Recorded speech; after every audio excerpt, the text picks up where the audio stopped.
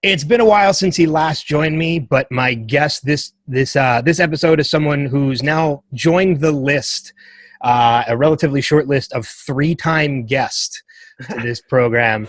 Last time he joined me, it was for Sirens on USA, an unfortunately short-lived show, which really bummed me out because I was a big fan of that show. But now you can catch him as a series regular on the new Amazon Prime original series Upload, as well as the Moody's on Fox. Please welcome back to the program, Kevin Bigley. Awesome, man. Thank you for having me 3 times. It's a big deal. Yeah, well, it's not to you, I'm sure. You've done so many of these. I'm waiting for my shirt to come in the mail. I was going to say a trophy. A trophy, I would love that. I would put that up for sure. So it was going to be a trophy. I was actually, when I do the images for the podcast, I was actually going to put like a little award symbol in the corner with a 3X in the bottom. So I'll make a shirt. I'll send you a shirt. Terrific, man. So, but yeah, man, it's been a while since I had you on. You know, Sirens was going into its 2nd season, which unfortunately didn't last any longer than that.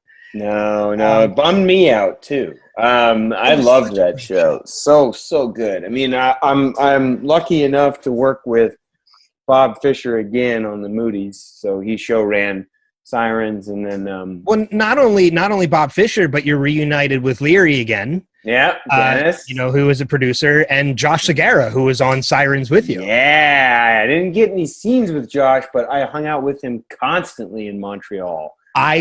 I have a funny story about Josh that I think you'd get a kick out of.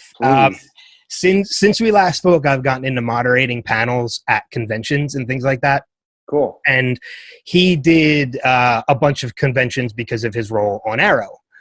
So I moderated a panel with Josh Echo Cullum and Rick Gonzalez. And apparently Rick has this whole thing about Josh has this whole thing about poking fun at Rick for his previous things on his resume, like Old Dogs and Coach Carter and things like that. And he was doing it constantly on the stage.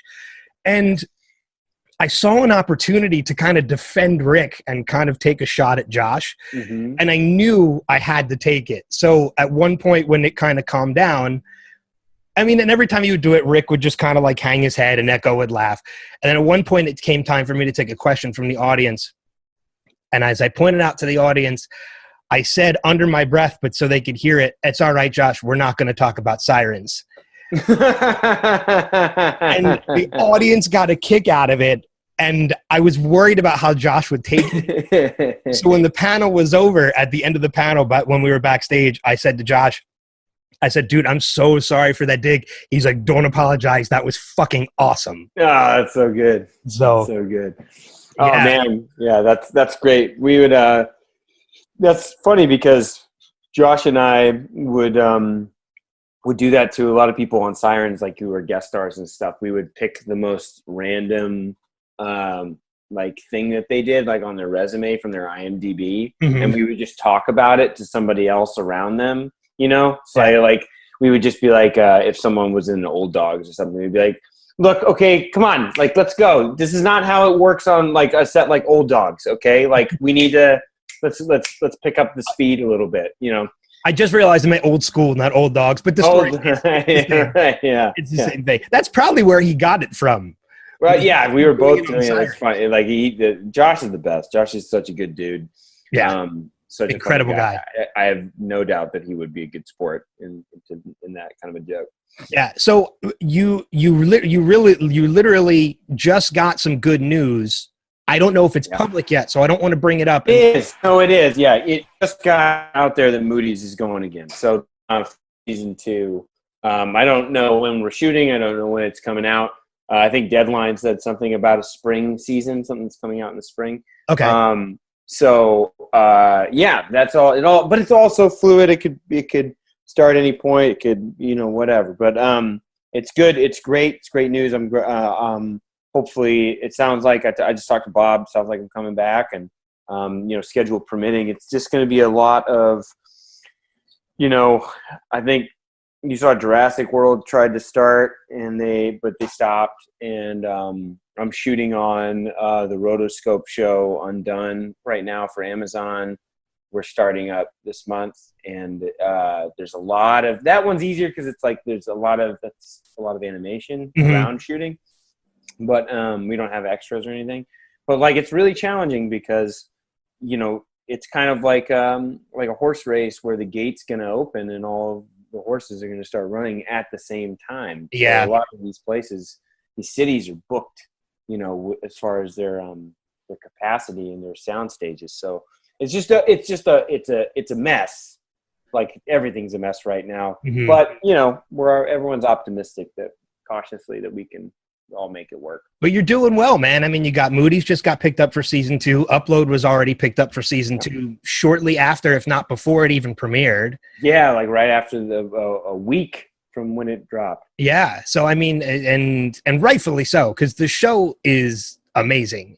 And that was pretty much one of the main reasons why I wanted to have you on too, was to talk about Upload, because I mean, and I'll happily talk about anything you want to talk about, but the funny thing about Upload was, see, I mentioned the moderating and everything, so I know Robbie because I've shared the stage with Robbie a couple times. So that was the main reason I wanted to check out Upload. I thought the premise looked intriguing, and I knew Robbie was the lead, so I wanted to check it out. And I remember it was probably like the 3rd episode. We're introduced to your character Luke in the 1st episode. Yeah.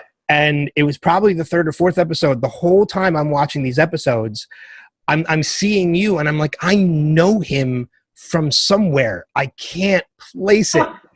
And it was by the 3rd or 4th episode, it clicked. I'm like, holy shit, that's Bigley. Yeah. And then my love and admiration for the show went even higher.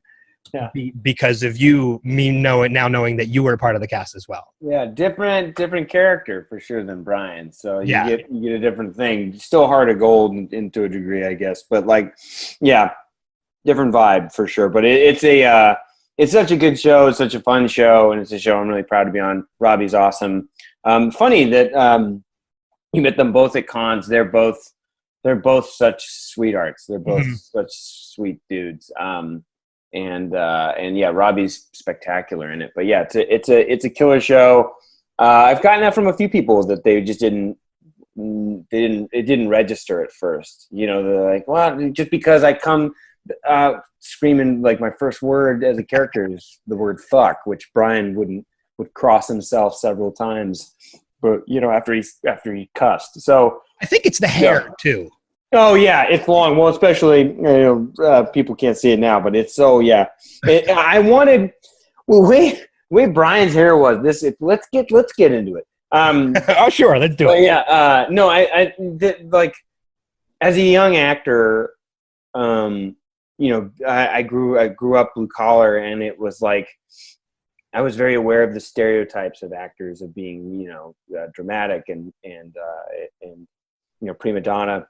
So what I didn't want to be was this guy who's a problem, a troublesome actor who's egotistical. So when I would get work, they would go, so what do you want to do with your hair? I would go, whatever you want to do, because I didn't want to be the person who would be like, just make my hair. Because I heard stories, I knew actors I worked with who they demanded certain products. They would also demand certain like hair meetings where they had like hair people come to their hotel room and like talk about what they want to have done.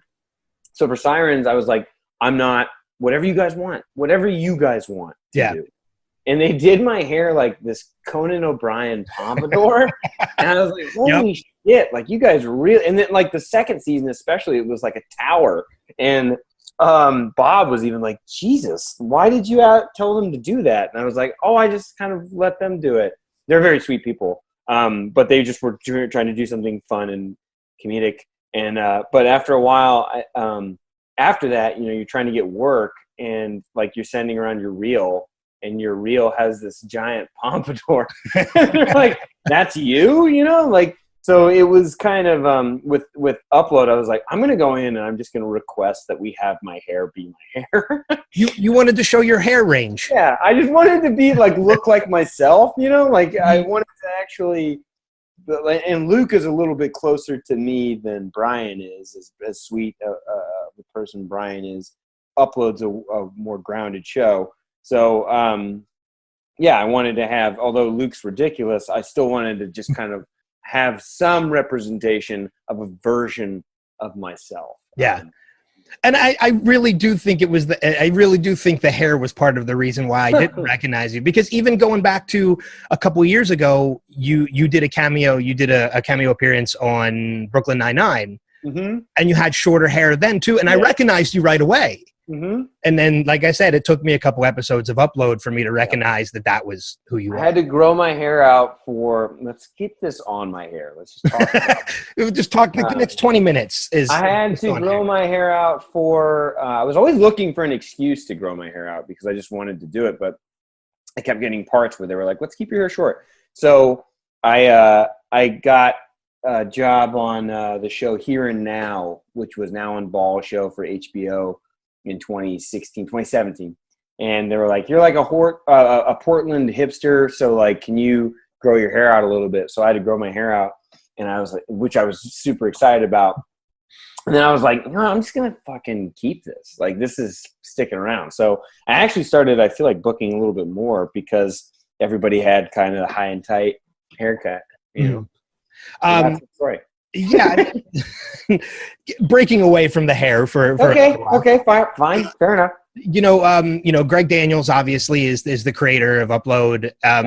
Were you a fan of like The Office and Parks and Rec before diving into Upload? And I honestly had no idea who this guy was. No, I know, of course I did. I actually had worked with Greg already, and in 2012 it was like my first big pilot job. I'd had a pilot before. I had moved out to LA in Chicago, which was like a pilot presentation, but this was my first full-length pilot for a network. So it was for NBC. They were trying to adapt the BBC show. Sorry, I'm going to talk through a burp because I had some Diet Coke. It's fine. So no holds barred, man. So they were trying to adapt the BBC show, or Channel 4 show, Friday Night Dinner.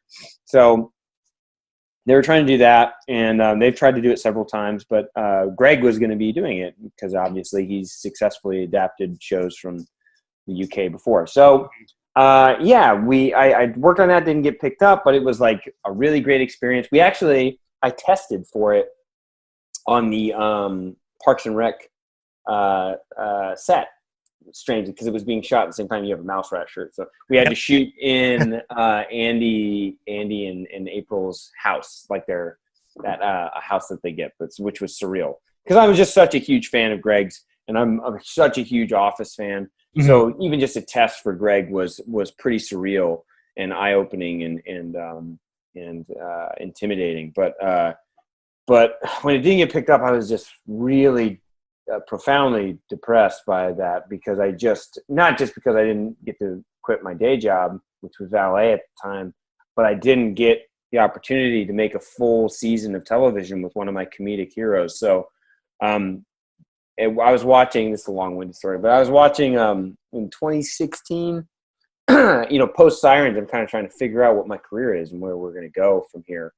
And I was talking to my wife, and we were watching Last Man on Earth, which I just loved. I adored that show so much, and I was so bummed when it got canceled. I loved it so much, and I love Forte, but I know Eric Durbin, who was co-show running with Forte, and he co-EP'd on Sirens, and is a good friend. And so I was texting Durbin all the time, just being like, this is an amazing show, and this is like a dream show for me. Like, this is the kind of show that I would love to do. Mm-hmm. And Kate, my wife, she was like, when I was sad about my career, she was like, what would you, if you could pick one thing right now to do, what would you do? And I was like, honestly, if I could have my ultimate dream job, it would be that I was doing on a reputable network. I was doing it, I was an ensemble member, not the main guy, on a show that was like this, that felt like Last Man on Earth, that was funny but thoughtful and thought-provoking, is smart, and I wish that it would be with someone like Greg. And so it's like I literally got that wish. You got exactly what you asked for. Yeah. With Upload. So I can't. People were like, well, what? I've gotten a few interviews like, well, what's like the dream gig after this? And it's like, man, this is it. I just hope that it's just it goes for a while, and then my career is just a series of repeating acts of this. I have without at the risk of sounding pompous, I've definitely arrived to that extent that I'm just very, very pleased and happy with. Did it make it, having screen tested already for Greg in the past, did it make it easier and maybe a little bit more comfortable to do it this time around? Yeah, literally, I went in for an audition for it, and I went in, read for this part that was an ancillary character, wasn't going to be a main guy. They didn't think, Luke. And I read for it, had one scene, which was the buffet scene, and the casting director, Rachel Tenner, she was like, okay, well, you might be coming in really soon for Greg or something. I was like, okay, great.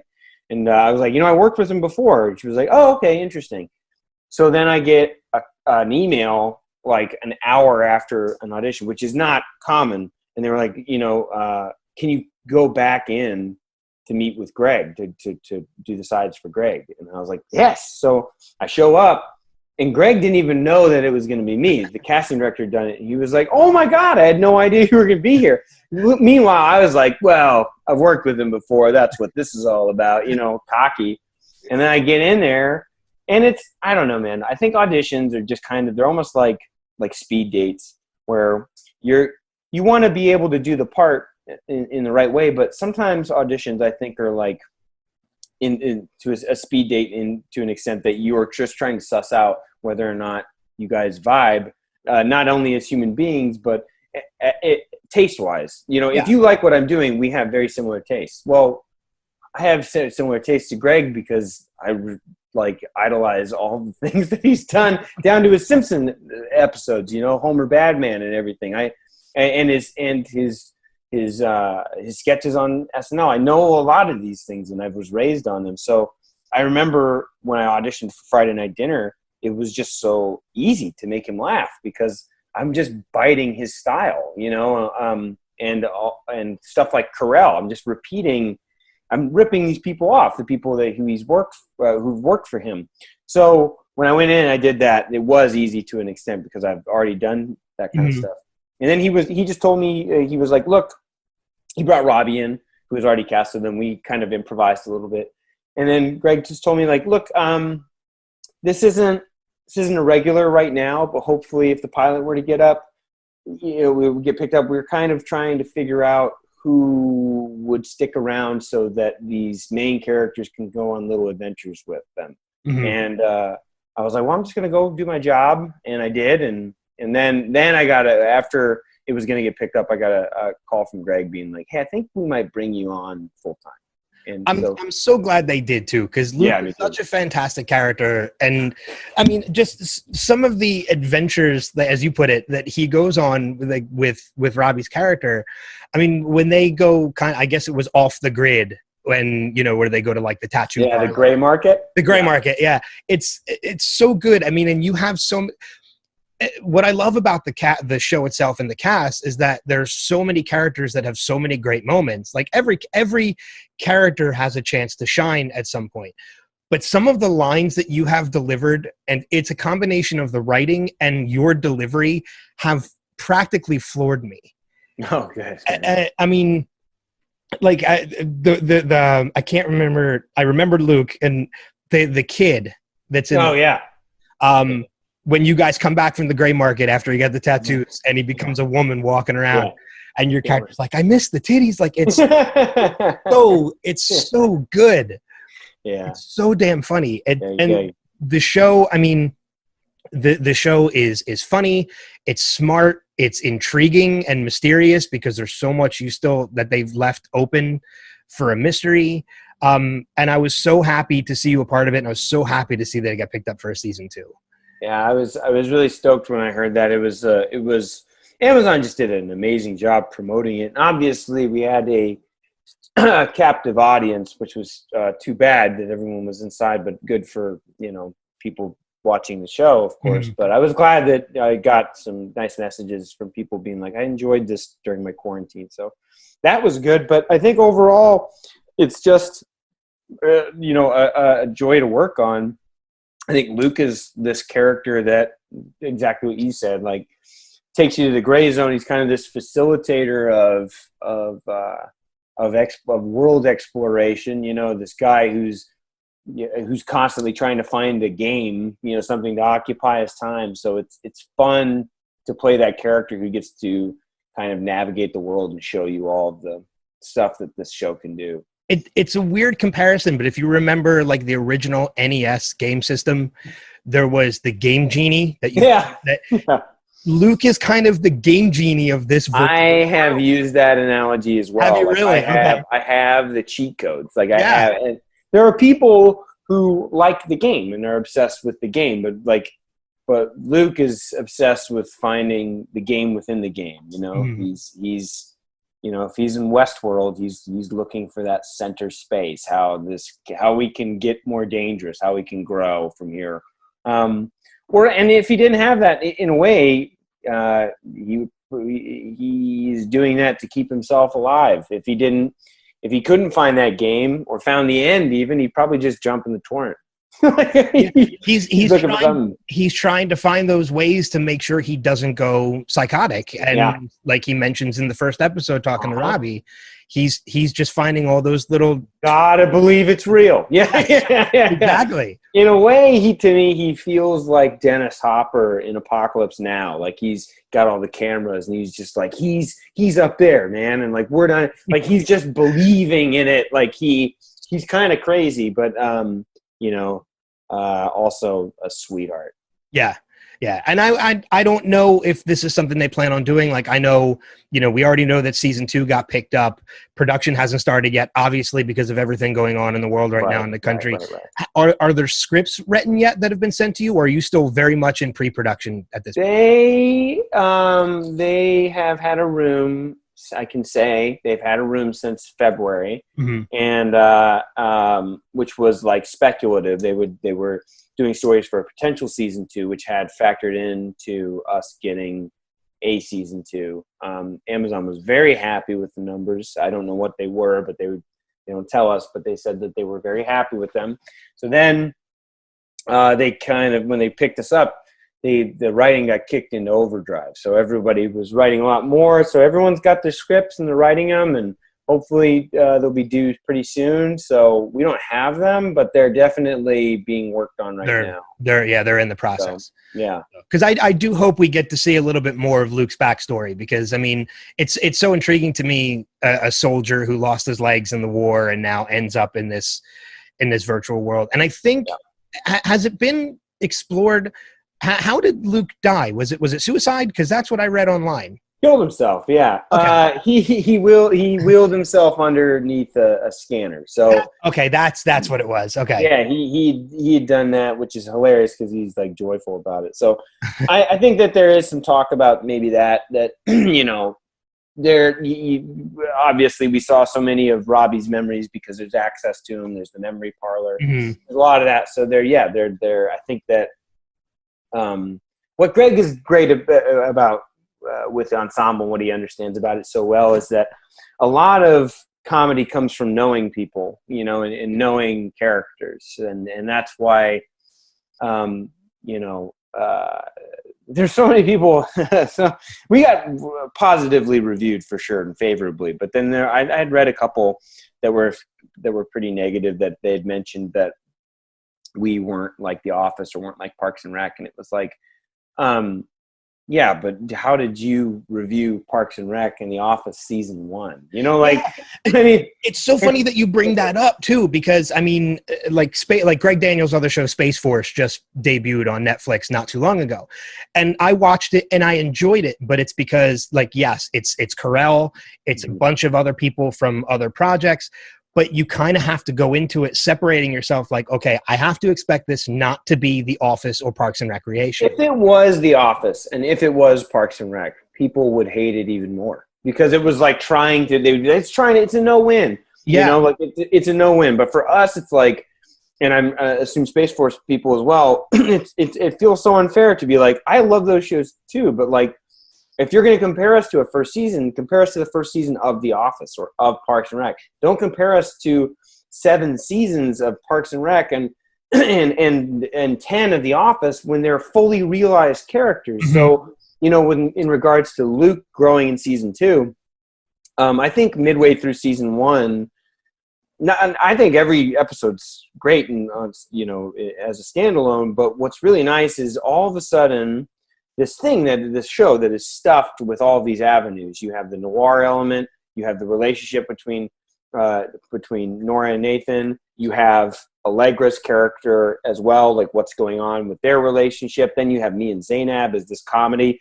You have all of these avenues, and you need to kind of establish them before they really start to pay off. And I think that Greg does that to where the show, what you're going to get from specific parts when you see characters in specific scenes. Yeah. And now that the groundwork is laid, we can explore a little bit more with down those avenues, and it'll be more interesting, and it'll be easier for us to do because the groundwork's laid. It's there. I mean, in comparison to those first seasons of Greg's other shows with The Office and Parks and Rec, I mean, I'll be perfectly honest with you. I rewatch The Office and Parks and Rec all the time. There's not a day that goes by I don't watch an episode or two of those shows. Right. I very, very, very rarely ever go back to season 1 of The Office. Right. Because I'm just not a fan of that season. Well, Carell's character is different, very different. Yes. Yeah, he even Greg had even said that it's like Michael Scott they had made him so unlikable, and then Steve Carell got really famous as like this really endearing, sweet guy, and they're like, why are we making America's sweetheart so unlikable? So season 2, Michael's character changes a bit, and he becomes more childlike, and he's still offensive, but he's not mean, and they figured it out. Shows take a little bit. Sirens was like that too. The first few episodes, it's like we're trying to figure this show out, and it's good on paper, and we're still figuring out our characters and stuff. So it's like it just takes a little bit for you to kind of get going and find what the show is and how we're going to shoot it, and all of those things, and what does the world look like. Everyone gets more comfortable. So I think that this is a good first season of television for upload, and I think the second season, from the little plot points I've heard, have been so fun that now it's a little bit more relaxed, and we've proven ourselves. Like it's a watched show, it's a popular show, which is launching a show is so fucking hard to do. So the fact that we were able to do it and get people to watch it is a really exciting thing. And now we can kind of, barring pandemic, relax a little bit and make the show and flesh it out even more. You build that chemistry not just between yourselves, but with the writers and the producers and everybody else. I mean, you look at any other long-running show, not just The Office or Parks and Rec, but you look at Seinfeld, or you look at Friends, or you look at Big Bang Theory. I mean, these are shows that gradually, in most people's eyes, of course, there are critics of all those shows, but for the most part, the shows got better and funnier as they went along because that chemistry built up. Yep. The goal is to build. Yeah, you want to build characters, and you want to build characters that people want to see in different situations. That's why it's a situational comedy. And I know that sounds pretty rudimentary, but it's very true, because if you look at George Costanza or if you look at Michael Scott, they're just such good, well fleshed out, funny characters that have comedic engines in them that are always running, that you could literally pick those characters up and put them in a situation that they will then make about themselves, and it's immediately funny. So that's the goal, but it takes a little bit of time. Costanza isn't really as fleshed out in the first season. He's not George until season 2 and 3 especially. So it's like, okay, it takes a little bit of time for everybody to find this person. And, Greg's really good about forming characters around people. With all of us, when he cast us, and especially when some of us became more regular, he took our reels and he gave them to the writers. And he was like, here's how jokes sound coming out of these guys' voices. Here's how they talk, and here's kind of how we envision them and what works for them. So they watched that stuff and they helped us out. And now they even more so, they know what we can do. And we know that they're taking care of us. So it's really effective. Yeah. I know we're running a little short on time, but one of the things I wanted to bring up before we wrap things up was you guys are actually doing a panel at Comic-Con at Home for San Diego. When is your panel for people that want to be able to stream it from home? Pretty sure it's the 23rd. But I'm so excited about this just because I've wanted. I mean, I'm also bummed about it because I've wanted to be there in person. I wanted to go so bad, man. I've always. Have you ever been? No, I've always 23rd at 2 p.m. Pacific time. Okay. And you can find more out about that on like the Upload Instagram and stuff. But no, I've never been. I've always wanted to go. You know, we were supposed to go to South by Southwest, and they had rented out a whole city block, and they were going to do a virtual experience and all that stuff of what it's like to be uploaded. You know, there was going to be some cool stuff, but man, obviously there's some bigger fish to fry right now and some terrible things happening, and I hope everyone's safe and being safe and everything. But I think that these are all activities and things that we can do, and that will be more fun to do when the show is even more established. So I'm looking forward to next year, and hopefully we get to do Comic-Con in person next year, but I'm looking forward to the panel. Yeah, I'm excited because I've always wanted to do San Diego Comic-Con too, because I've done cons all up and down the East Coast, and I've always wanted to go to San Diego, but now I get to do it from the comfort of my home, which is nice. There you go. Yeah. There you go. Where can people find you on social media, on Twitter, Instagram, things like that, so they can follow you? Instagram is at Kevin W. Bigley, and then Twitter is just at Kevin Bigley. I had to throw the W in there. Someone have my name. So there you go. So awesome. Well, Upload is on Amazon Prime right now. It's 10 episodes. They're half-hour episodes. It's easy to binge. I binged it all in a day. Awesome. I binged it all in one sitting just because I couldn't stop watching. It was that good. And I know a number of my friends who I've convinced to watch it, and I've gotten to watch it or have watched it by other means. I haven't heard a bad thing about it yet. So I'm happy you and I finally got to do this. We've been kind of bouncing back and forth for probably about a month or two now. Crazy, but the world's just been crazy. So I'm glad we finally got it to work. Yeah, me too, man. Thanks for having me on. And we'll see if we can get you on that even shorter list of 4-time guests. 4 times. I can't imagine. You'll be the only person on that list as of right now. So woo! I hope it's like a bumper sticker or something. The only other people on that 3-time list is a buddy of mine named Pete Mitchell, who's a musician out there in California, nice. And Colin Mockery and Brad Sherwood from Whose Line Is It Anyway? Wow, Colin Mockery, kick ass. You're in good company, man. Yeah, I'll take Colin Mockery company for sure. He's hilarious. So, Kev, thanks again for doing this for me. In the meantime, everybody who's listening, make sure you check out all the other podcasts on the Next Level Podcast Network. And until next time, we'll see you in another episode of The Spotlight further on down the road. Take care.